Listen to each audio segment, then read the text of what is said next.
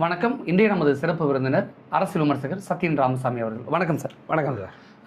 பெரும்பாலான தேர்தல் கருத்து கணிப்பு முடிவுகள்லாம் அதிமுகவுக்கு சாதகமாகவே வருது. சமீபத்தில் நேஷனல் மீடியாவில் ஒரு கருத்து கணிப்பு எடுத்து நேஷனல் மீடியாவில் வெளியிட முடியாமல் எக்ஸ் தளத்தில் வெளியிட்ட விஷயம் பெரிய அளவில் பரபரப்பாக தமிழக அரசியல் களத்தில் பேசப்பட்டுட்டு வருது. அதோட பின்னணி என்ன சார்? அதாவது இன்றைக்கி திமுக அதிமுக வெற்றி பெறும் என்ற கருத்து கணிப்பை எப்படியெல்லாம், அதாவது மக்களுக்கு தெரிய விடாமல், மக்களுக்கு சென்று சேர ஒரு வாய்ப்பை வழங்காமல் அதை தடுக்க முடியுமோ முடக்க முடியுமோ அதை அனைத்தையும் திமுக செய்து கொண்டிருக்கிறது சார். ஒரு எடுத்துக்காட்டுக்கு நீங்கள் சொன்ன இந்த ஒரு குறிப்பிட்ட ஒரு சர்வே பார்த்திங்க அப்படின்னா, புல்ஸ் ஐ அப்படின்னு ஒரு நிறுவனம், வின்னிங் எலெக்ஷன்ஸ் அப்படின்ற ஒரு நிறுவனம், இது ஜேவிசி ஸ்ரீராம் என்ற ஒரு நபர், ஒரு தனிநபர், அவர் பண்ணக்கூடிய ஒரு கருத்து கணிப்பு சார். அவருக்குன்னு ஒரு ட்ராக் ரெக்கார்டு இருக்குன்னு அப்படியே நான் படிச்சிடறேன். எனக்கு கிடைச்ச ஒரு தரவு, அந்த தரவின் அடிப்படையில் அவருடைய ட்ராக் ரெக்கார்டு அப்படின்னு எடுத்துக்கிட்டோம் அப்படின்னா, ஏறக்குறைய கடைசி 20 ஆண்டுகளாக அவர் இந்த போலிங் அப்படின்ற அந்த ஒரு சர்வே, எக்ஸிட் போல்ஸ் இதெல்லாமே அவர் பண்ணிகிட்ருக்கார். 2019 அவருக்கான அது இப்போ 20 ஆண்டுகளாக பண்ணாலுமே பார்த்திங்கன்னா ஒரு வெற்றி அப்படின்றது ஒரு ஊடக வெளிச்சத்தில் வரும் இல்லைங்களா. 2019 லோக்சபா எலெக்ஷனில் பார்த்திங்கன்னா 99.66% ரிசல்ட் என்னவோ, இவருடைய கணிப்பு என்னவோ அவ்வளோ அக்யூரேட்டாக இருந்தது. 99.66%. 2020 பீகார் அசம்பிளியில் பார்த்திங்க அப்படின்னா அவர் தான் முதலாக எக்ஸிட் போல் மூலமாக, அதே நேரத்தில் சர்வே மூலமாக என்டிஏ தான் வெற்றி பெறும் என்று கணித்து வெளியிட்டவர். யார்? இந்த ஜேவிசி ஸ்ரீராம் என்பவர், புல்ஸ் ஐ என்ற நிறுவனம். 2020 ஜிஹெச்எம்சி ஹைதராபாத் எலெக்ஷனில் இதே மாதிரி பிஜேபி, டிஆர்எஸ், ஏஎம்ஐஎம் எவ்வளவு வாங்கும், எத்தனை வாக்கு சதவீதம், எத்தனை சீட்டு வாங்குன்றது முதற்கொண்டு ரொம்ப அக்யூரேட்டாக, அது ரொம்ப க்ளோஸாக இருந்ததுன்னு ஆந்திராவில் உள்ளவர்களே பேசிய காணொலிகள்லாம் நம்ம இருக்குது சார். 2023 பொறுத்த வரைக்கும் அந்த சத்தீஸ்கர் அசம்பிளியில் யார் வின்னர்னு கணிச்சது இவர் தான். 2024 பார்த்திங்க அப்படின்னா மகாராஷ்டிரா அசம்பிளியில் யார் கணிச்சது, யார் வின்னர்னு கணிச்சதும் இவர் தான். அதில் இவர்கிட்ட அந்த குவான்டிடேட்டிவ் அண்ட் குவாலிட்டேட்டிவ் அப்ரோச் இருக்குது. ரெண்டுமே, குவாலிட்டியும் இம்பார்ட்டன்ட், குவான்டிட்டியும் இம்பார்ட்டன்ட். இப்போ எப்படின்னா, ஒரு 1000 பேரை ஒரு தொகுதியில் போய் நம்ம எடுக்கிறோம் அப்படின்னா, அந்த 1000 பேர் பார்த்திங்க அப்படின்னா அந்த தொகுதிக்கு சம்மந்தமே இல்லாத ஒரு வேட்பாளரை வெற்றி வேட்பாளர்னு சொல்லிக்கிட்டே இருப்பாங்க. பட் ஆனால் அந்த தொகுதிக்குன்னு ஒரு களம், அந்த நிலவரம் இருக்கும். அந்த தொகுதியில் பார்த்திங்க அப்படின்னா ஒரு அலை வீசும். அதை பொறுத்து நீங்கள் குவான்டிட்டியை மட்டுமே நம்பி போகக்கூடாது. குவான்டிட்டி அண்ட் குவாலிட்டி ரெண்டையுமே வச்சு யார் வின் பண்ணுறா அப்படின்னு பார்க்கணும். ஒருத்தனுக்கு 10 பேர் ஓட்டு போடும்னு சொல்லிட்டான்னா அவன் கண்டிப்பாக வின் பண்ணிடுவானா அப்படின்னா, மீதி இருக்கிற 100 பேரை நம்ம சென்றடைய மாட்டோம். ஆனால் அந்த 100 பேர் இன்னொருத்தருக்கு ஓட்டு போடுவான். ஸோ அப்போ அதையும் இதையும் பேலன்ஸ் பண்ணி ஒரு அப்ரோச் இவர்கிட்ட இருக்கும் சார். அதனால் பார்த்திங்க அப்படின்னா ஏறக்குறைய அந்த 2024 மகாராஷ்டிரா அசம்பிளியில் தான் அதை அவர் இன்ட்ரடியூஸ் பண்ணார். அதுவும் பார்த்திங்கன்னா அக்யூரசி பார்த்திங்கன்னா 98.7%. அது ஒரு 2025 டெல்லி அசம்பிளியை எடுத்துக்கிட்டிங்க அப்படின்னா கரெக்டாக ஆம் ஆத்மி தோக்கும், பிஜேபி தான் ஜெயிக்கும்னு 2025 எலெக்ஷனில் சொன்னதும் இவர் தான் அதை முதல்ல சொன்னது. அப்புறம் 2025 பீகார் அசம்பிளி நமக்கே தெரியும். அதில் பார்த்திங்க அப்படின்னா என்டிஏ தான் க்ளீன் மெஜாரிட்டின்னு சொன்னது இவர் தான், மிகப்பெரிய வெற்றி பெறும் என்று சொன்னதும் இவர் தான். மகா கட்பந்தன், அதாவது இனிமேல் அந்த பீகாரினுடைய மாநிலத்துக்குள்ளேயே அந்த கட்சி இருக்காது அப்படின்றத ப்ரெடிக்ட் பண்ணதும் இவர், அந்த கூட்டணி இருக்காதுன்றதை ப்ரெடிக்ட் பண்ணதும் இவர் தான். இப்படியான வெற்றிகளை, இப்படியான ட்ராக் ரெக்கார்டை வச்சுக்கிட்டு இருக்க இவர் இன்றைக்கி 2026 டிஎன் அசம்பிளியினுடைய எலெக்ஷன் ரிசல்ட்டு, அதாவது எக்ஸிட் போல் எடுக்க போகிறார். அதே நேரத்தில் பார்த்திங்கன்னா அதுக்கு முன்னாடி சர்வே எடுக்க போகிறார்.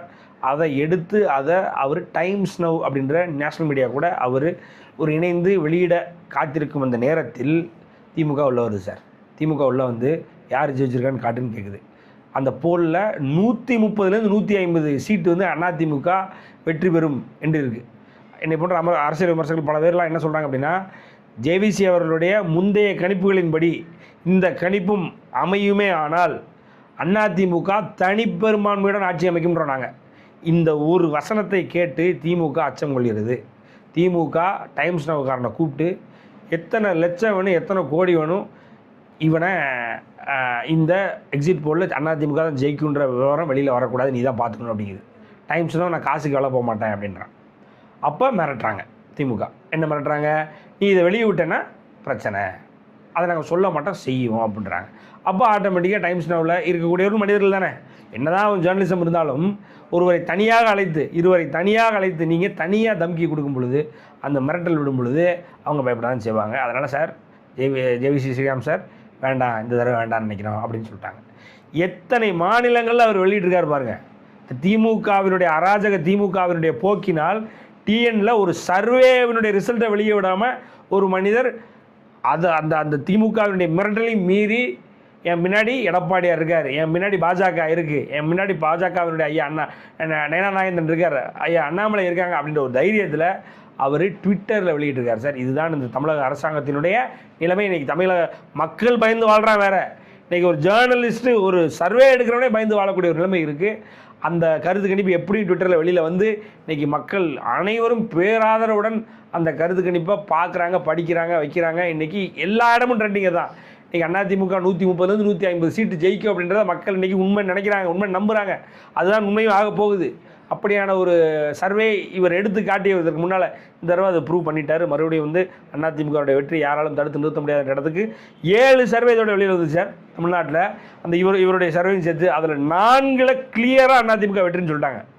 1 இழுபறி, 2 தான் திமுக ஜெயிக்குன்னு சொல்லியிருக்காங்க. ஸோ அதனால் வந்து பொறுத்திருந்து பார்ப்போம். 2026 ஏப்ரல் 23 நடக்கக்கூடிய வியாழக்கிழமை நடக்கக்கூடிய சட்டமன்ற தேர்தலில் மக்கள் அனைவரும் அதிமுகவுக்கு பேராதரவு, அதிமுக கூட்டணிக்கு அந்த வெற்றி வேட்பாளர்களை வெற்றி பெற செய்வது. மே 4 ரிசல்ட் வந்து எடப்பாடியார் இபிஎஸ் மாடல், எடப்பாடியார் அலை. அதன் காரணமாக எடப்பாடியார் நம்மளுடைய அடுத்த முதல்வர் என்ற அறிவிப்பு வெளிவரும் வரை நாம் அனைவரும் பொறுத்திருக்க வேண்டும். அந்த கருத்து கணிப்பில் திமுகவுக்கு எத்தனை இடங்கள் வெற்றி பெறும் இருக்கு, தாவேக்கு எத்தனை இடங்கள் வெற்றி பெறும் இருக்கு சார்? அதாவது 150 தொகுதி சொல்கிறாங்க சார் அதிமுகவுக்கு. ஒரு 70 தொகுதி, 70லேருந்து 75 தொகுதி யாருக்கு? டிஎம்கேக்கு சொல்கிறாங்க. அப்போ 150 75 225 வந்துடுது. மீதி 9 சீட்டு. அதை ஏன் வேணாலும் பிரிச்சுக்கோங்க அப்படின்றாரு. அதில் தாவேக்கா 2லேருந்து 3 வரும் அப்படின்றாரு அவர்.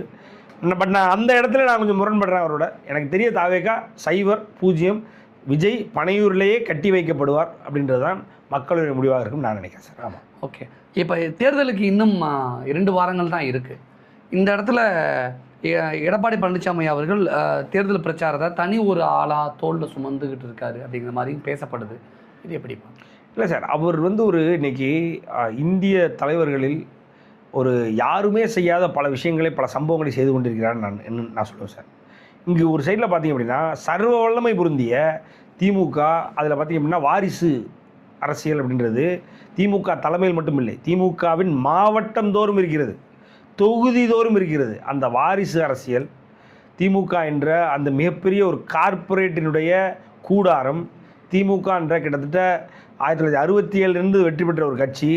திமுகன்ற ஒரு லெகசியை எதிர்த்து இங்கே அதிமுக என்ற இன்றைக்கி பல ஃபேக்ஷன்ஸாக உடஞ்சி கிடக்கிற அந்த அதிமுகவுடைய உண்மையான தொண்டர்கள் அனைவரும் உசுப்பி எழுப்பி கொண்டு வந்து இன்றைக்கி இட்டுக்கட்டி அந்த அதிமுகவை மீண்டும் ஒரு வல்லமை புரிந்திய அதிமுகவாக திமுகவுக்கு இணையாக உருவாக்கி இன்றைக்கி ஸ்டாலின் இஸ் ஈக்குவல் டு எடப்பாடியார் has got an edge in winning this elections அப்படின்ற ஒரு இடத்துக்கு அவர் கொண்டு வந்திருக்காருன்னா அங்கேயே அவர் ஜெயிக்கிறார் சார்.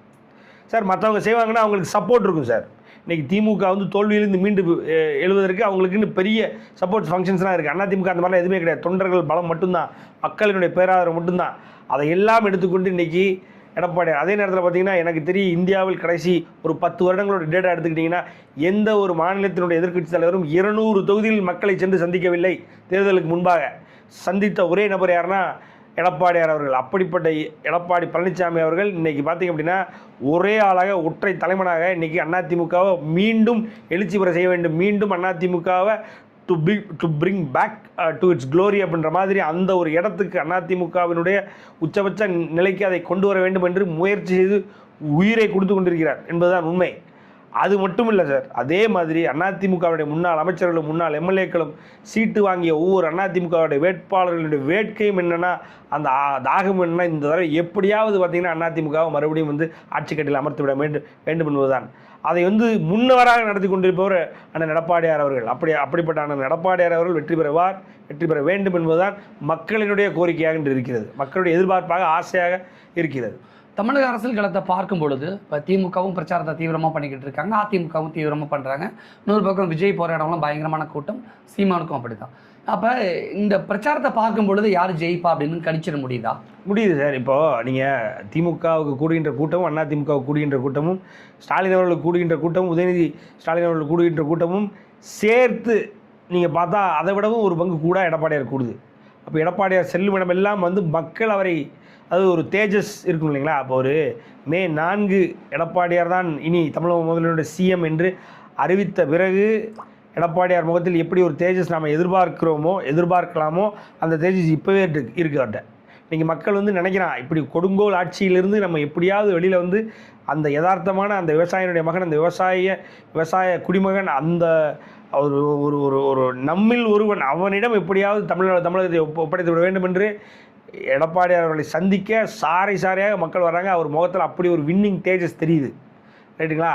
அதனால் வந்து இன்று கூட்டம் என்ற அளவில் எடுத்துக்கொண்டால் இன்று நியாயமான உண்மையான மக்கள் பேராதரவுடன் மக்கள் தன்னெழுச்சியாக வருவது எடப்பாடியார் அவர்களை சந்திக்க. நீங்கள் விஜயுடைய கதையெல்லாம் கேட்டிங்கன்னா, நேற்று எவ்வளோ கூட்டத்தை கூட்டாங்க இல்லையா? முந்தானத்து தூத்துக்குடியிலும் இந்த திருநெல்வேலியிலும். இன்றைக்கி பாருங்கள், காரைக்குடி போகிறாரு, சத்தமே இல்லை, வண்டி அது பாட்டுக்கு போயிட்டுருக்கு. அதுதான் உண்மை. நீங்கள் வேறு மாநிலங்களிலிருந்து வேறு மாவட்டங்களிலிருந்து கூட்டத்தை இறக்கி கூட்டம்னு காட்டுறேன்னா விஜய்க்கெலாம் ஒரு நாய் சீண்டாது. அதுதான் விஜயனுடைய உண்மை. சீமானை பொறுத்த வரைக்கும் அவருடைய வேட்பாளர் தான் கூட நிற்பான், வேறு எவனும் நிற்க மாட்டான். அங்கங்கே தெருமுனை கூட்டம் போடும்போது அவன் ஒரு 100 பேர் உட்காந்துருப்பான். சீமான் என்பது தோற்று போன முடிந்து போன அரசியல்வாதி. திமுக என்பது முடிந்து போக காத்திருக்கும் அரசியல்வாதி. என்றுமே ஜொலித்து கொண்டு பிரகாசமாக இருப்பது அதிமுக தான். அதிமுக தான் வெல்லும். அதிமுகவுடைய ஆட்சி அமையும் 2026. தமிழக அரசியல் களம் எப்படி இருக்கிறது, யாருக்கு வெற்றி வாய்ப்பு அப்படிங்கிறத பற்றி நிறைய விஷயங்கள் முன் வச்சுருக்கீங்க. தேர்தலுக்கு இன்னும் 2 வாரங்கள் கூட இல்லை. மக்கள் எப்படியான ஒரு முடிவு எடுக்கிறாங்க அப்படின்னு பொறுத்து வந்து பார்க்கலாம். நிறைய விஷயம் ஷேர் பண்ணிக்கிட்டீங்க. நன்றி.